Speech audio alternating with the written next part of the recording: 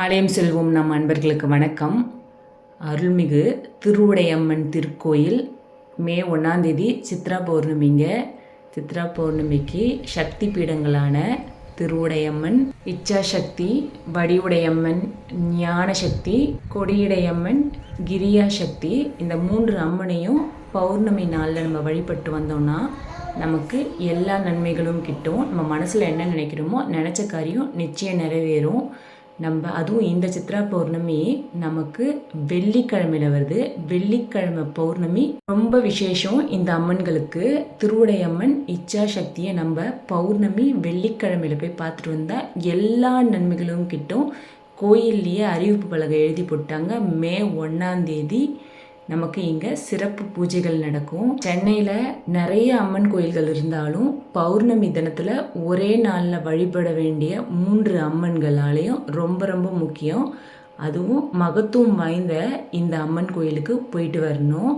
திருவுடையம்மன் கோயிலுக்கு போயிட்டு வந்தோன்னா நம்ம மனசில் உள்ள எல்லாமே நம்ம எதுக்காக வேண்டுவோம்? குடும்ப ஐஸ்வர்யம், குழந்தைங்க நல்லா இருக்கணும், தாலி பாக்கியம் நல்லா இருக்கணும், வீட்டுக்கார் நல்லா இருக்கணும், சொத்து பத்து சேரணும், நோய்வாய் இல்லாமல் இருக்கணும், நமக்கு நல்ல பேர் கிடைக்கணும், வீடு பேர் அடையணும், குழந்தைங்களுக்கு உயர் பதவி கிடைக்கணும், கல்வியில் நல்லா பாஸ் ஆகணும். இப்போ எல்லோரும் எக்ஸாம் எழுதியிருக்காங்க.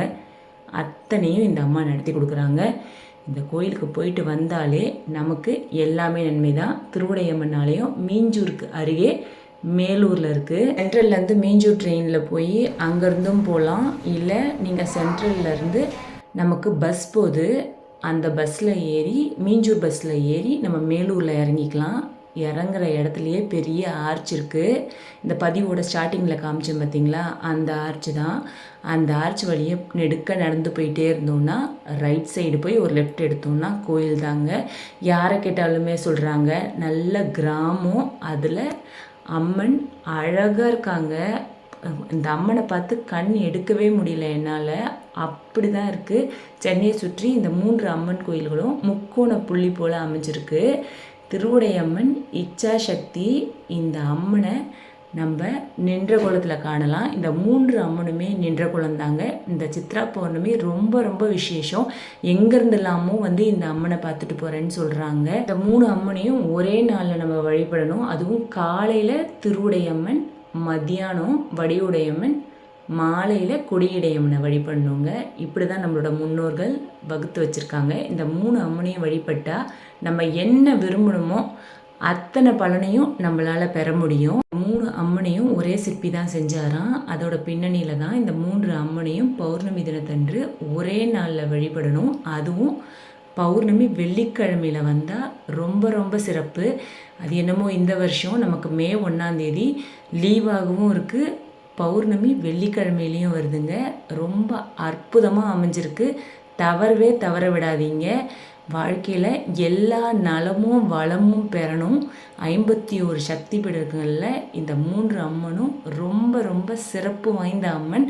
இது நமக்கு லீவு போடணுமே, லீவு போட்டால் தான் சித்ரா பௌர்ணமி நம்மளால் போக முடியும்னு நினச்சவங்கலாம் இந்த வருஷம் எல்லாமே அமைஞ்சு வருது. வெள்ளிக்கிழமையாக வருது, லீவாக வருது. அதனால் காலையில் முதல்ல மேலூரில் உள்ள திருவுடையம்மனை பார்த்துட்டு வந்துடுங்க. அதுக்கப்புறம் தான் நம்ம வடிவுடையம்மனுக்கு கோயில் போகணும். வடிவுடையம்மன் கோயிலை போய் அப்புறம் தான் நம்ம தரிசிக்கணும். இந்த கோயில் ரொம்ப ப்ளசண்ட்டாக, பழைய நாள் கோயில், ரொம்ப க்ளீனாக நீட்டாக அழகாக மெயின்டைன் பண்ணுறாங்க. கோயிலில் மாமரங்கள் இருக்குது, காயோடு இருக்குது. நாங்கள் காலையில் நேரமாகவே போயிட்டு திருமணங்கீஸ்வரருக்கு உண்டான அபிஷேகத்தை ஃபுல்லாக பார்த்தோம். அம்மனுக்கு உண்டான அபிஷேகத்தையும் பார்த்தோம். என்னமோ அந்த அம்மனே கூப்பிட்டு நம்மளை இங்கே கோயிலில் ஸ்பெண்ட் பண்ணுங்கள் ரொம்ப நேரம் டைமுன்னு எங்களை இருக்க வச்ச மாதிரி கோயிலில் ரொம்ப நேரம் இருந்தவங்க.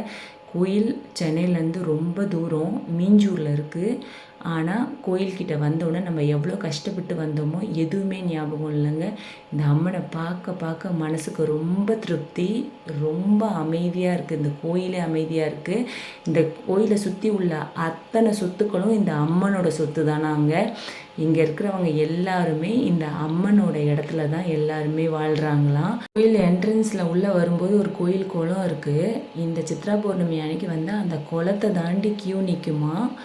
அன்னைக்கு அந்த கூட்டத்துக்கு அன்னதானமும் ப்ரொவைட் பண்ணுறாங்களாம். அன்னதானம் வந்து அன்றைக்கி காலை மத்தியானம் சாயந்தரம் 3 வேளையும் அங்கே அன்னதானம் நடக்குமாங்க. கோயிலுக்கு போகிறவங்க மனசில் என்ன உங்களுக்கு வேண்டுதல் இருக்கோ அத்தனையும் இந்த அம்மன்கிட்ட மனசார வேண்டுங்க. மனசார வேண்டிக்கிட்டாலே நம்ம மனசுக்குள்ளே நம்ம என்ன வச்சுட்டுருக்கோமோ அத்தனையும் இந்த அம்மன்கிட்ட கூட்டிகிட்டு வாங்க. இந்த அம்மனை பார்க்கும்போது ஒரு பரவசம் ஆகும் பாருங்க. அது எத்தனை பேர் சொன்னாலும் அது நமக்கு புரியாது. அவங்கள பார்க்கும்போது நமக்கு ஒரு பரவசம் ஆகும் பாருங்க. அப்படி தான் இருக்கும். இங்கே நாங்கள் திருமணங்கீஸ்வரருக்கு அபிஷேகம் பார்த்தோம். கோயில் பழைய நாள் கோயில். ஒவ்வொரு சிற்பமும் ஒவ்வொரு விக்கிரகமும் நம்ம கண்ணை விட்டு அகலவே இல்லைங்க. அப்படி தான் இருக்குது. இங்கே திருவுடைய அம்மன் சந்நிதிக்கு போய் நில்லுங்க. அப்போ யார்கிட்டையுமே பேசாதீங்க. அம்மனை பார்க்கும்போது ஓம் சக்தி பராசக்தி, ஓம் சக்தி பராசக்தி, ஓம் சக்தி பராசக்தி, ஓம் சக்தி பராசக்தி, ஓம் சக்தி பராசக்தி, ஓம் சக்தி பராசக்தி, இதை மட்டுமே சொல்லுங்கள். நான் அப்படி தாங்க வேணுனேன். என் மனசில் உள்ள எல்லாத்தையும் நான் அம்மன்கிட்ட சொல்லிட்டு வந்துட்டேங்க. நமக்கு வாழ்க்கையில் என்னென்ன தேவையோ அத்தனையும் அந்த அம்மன்கிட்ட கேட்டுட்டு வாங்க. அந்த அம்மன் நமக்கு அத்தனையும் கொடுக்குறாங்கங்க. 1000 வருஷத்துக்கு முன்பாகவே மீஞ்சூரில் உள்ள இந்த மேலூர் அடர்ந்த காட்டுப்பகுதி. இப்பையும் நிறைய கருவேல முள்ளும் நிறைய காடாக தான் இருக்குது. இந்த கோயிலுக்கு போகிற வழியில் மட்டும் வீடுகள் இருக்குது. அந்த பகுதியில் ஒரு சிறிய கிராமமும் உருவானது. இந்த கிராமத்தில் வாழ்ந்து வந்த ஒரு செல்வந்தரின் பசு இந்த பகுதியில் உள்ள சுகந்தவனன்ற அடர்ந்த காட்டு உள்ள சென்று ஒரு மேட்டு பகுதியில் பசு தானே பால் சொரிவதையும் பாம்பு ஒன்று பாலை அருந்துவதையும் அபூர்வ காட்சியை கண்டு ஊர் மக்கள் மெய் சிலிர்த்திருந்திருக்காங்க. அந்த முட்புதரை விலகி பார்க்கும்போது தான் புற்றானது சிவலிங்க வடிவமாக இருந்தது. சிவபெருமான் புற்று வடிவில் அங்கு வாசம் செய்ததால் ஊர் மக்கள் அந்த இடத்துல கோயில் கட்டினாங்க. இங்கே சிவபெருமான் சுயம்புமூர்த்தி சுவாமி திருமணங்கீஸ்வரர்.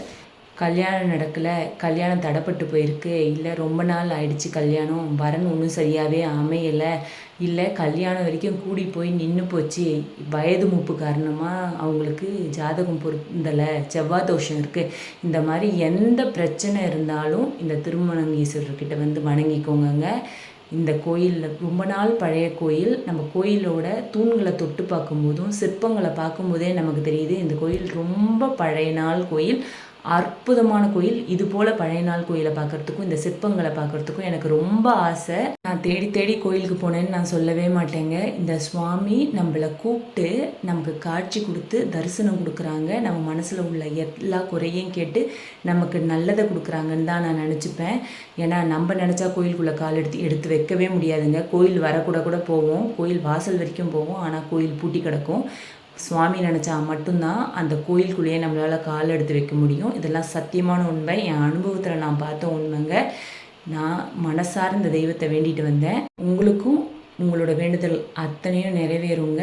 உங்களுக்கு இந்த பதிவு பிடிச்சிருந்தா உங்கள் ஃப்ரெண்ட்ஸ் அண்ட் ரிலேட்டிவ்க்கு ஷேர் பண்ணுங்கள். நீங்கள் இது வரைக்கும் நம்ம சேனலை சப்ஸ்கிரைப் பண்ணலைன்னா மறக்காமல் சப்ஸ்கிரைப் பண்ணுங்கள். இந்த சித்ரா பௌர்ணமியில் 3 அம்மன் கோயில்களும் போயிட்டு வாங்குங்க. அடுத்த வடிவுடைய அம்மன் கோயிலை பார்ப்போம். நன்றி, வணக்கம்.